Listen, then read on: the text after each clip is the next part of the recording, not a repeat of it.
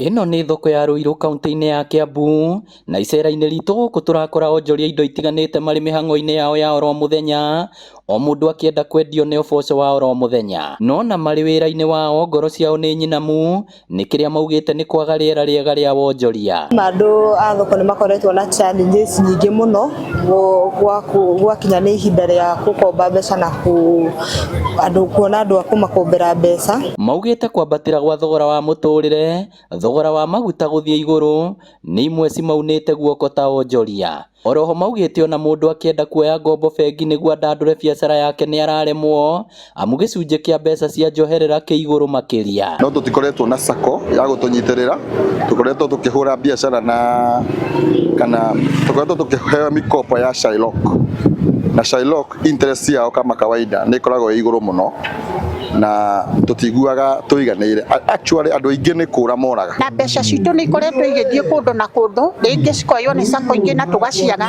ikora. He hindi twahuthiraga gacako kangi na gacako kau ni gatutereire mbia. No urugamiriri wa sako ya Canvas City ugite ni unyitanire na thirikari na honge ingi ciao cia thothaiti hari guteithiriria onjoria nini na njira ya kumahe ngombo iri na mbeca cia njoherera na gicunje kinini. Indeed, we have quite a number of groups and SMEs that have joined the SACCO and therefore are benefiting from the SACCO products. Gukiri uguo onjoria marorio kwambaga guthuthuria sako iria maraigithia niguo gwithema gukungio wara. Na jukumu langu pamoja na wenzangu hapa ni kuhakikisha kwamba chama kimeenda vile kinavyopaswa na serikali iende.